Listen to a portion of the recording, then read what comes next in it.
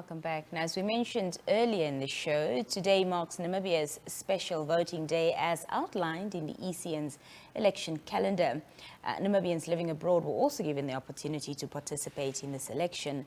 One such individual is Pennina Shilongo, an international civil servant currently based in Vienna, Austria. Pennina, good evening and welcome to the show. Good evening, Nina. How do you do? I'm good. How are you? I'm doing fantastic. Pennina, as a Namibian living abroad, could you walk us through the process of, registering to vote from abroad and perhaps if you faced any challenges? Yeah. So I actually registered from Namibia. I was fortunate to have been in Namibia during the registration period. And my experience having registered in Namibia was a fairly straight process. It just involved confirming my eligibility to register, which involved providing necessary documents and filling out the needed forms. And all that. But I'm actually quite happy to have been able to register for these elections in Namibia and be able to vote from somewhere else, because there was a time when that was said to not be possible. So the registration part was fairly easy for you then. It was quite easy, yes. How did you first learn about the special voting day, for Namibians in the diaspora? Well, I first learned about it from announcements, mainly on social media posts by the relevant authorities who would send out reminders and notifications.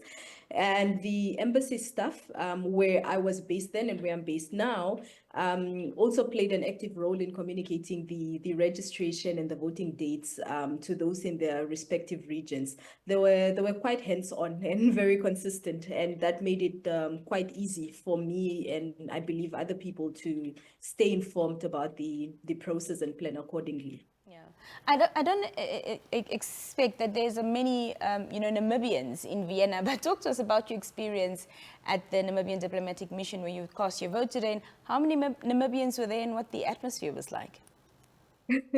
Well, you are right. There is not too many of us around here, but the mission in Vienna also represents a number of other states or countries around this area. So it didn't only serve those that live in Vienna or Austria. And the atmosphere at the embassy, the Namibian embassy and permanent mission here in Vienna was quite friendly and welcoming, I should say. Um, well, during my time there, we were about 4 voters, and there was quite a sense of excitement, I must say, and pride amongst the voters. And the staff at the mission was also very welcoming, very professional, and they were quite supportive in guiding everyone through the voting process. Yeah. And were the polling hours convenient for you considering your location and schedule? Yes, they were actually quite convenient. I was flexible enough to take off time in the morning to go cast my vote.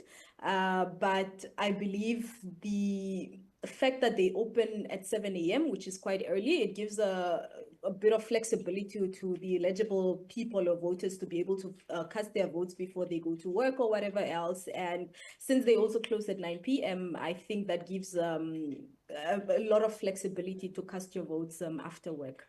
Yeah. And Pennina, do you feel that the Electoral Commission of Namibia provided enough information and support to voters in the diaspora? I think they did. I think they did an amazing job. They did a solid job in getting the information across, be it themselves or through other parties like the embassies in this case.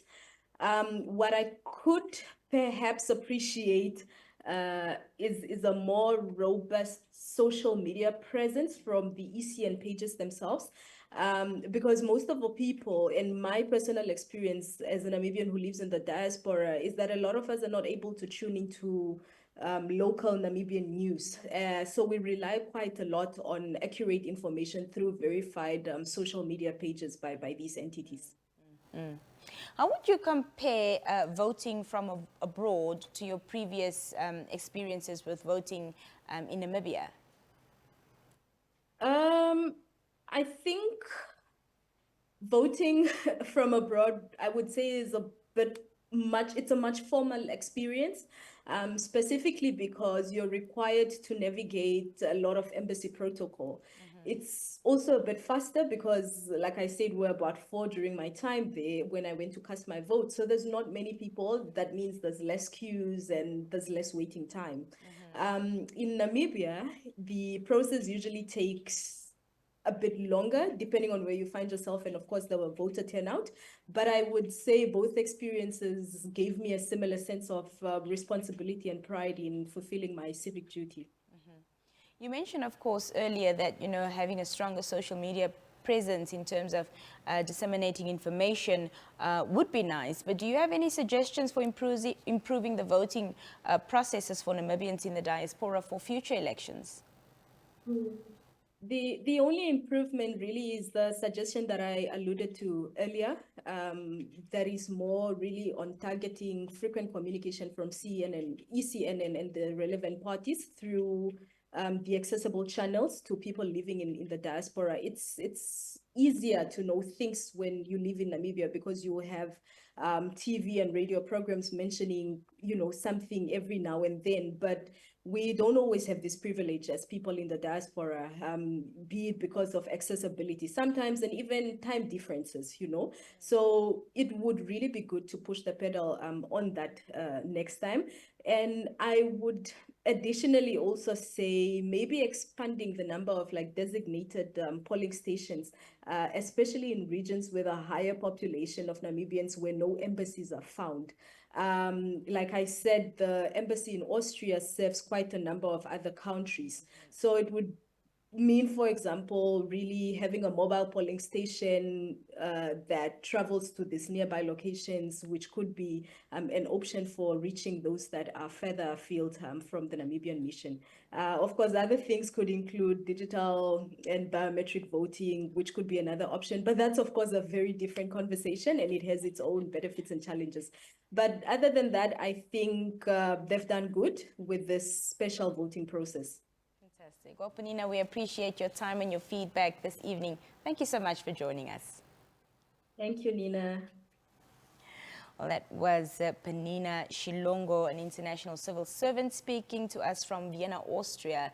She cast her vote in the special voting that took place today within the country as well as abroad. When we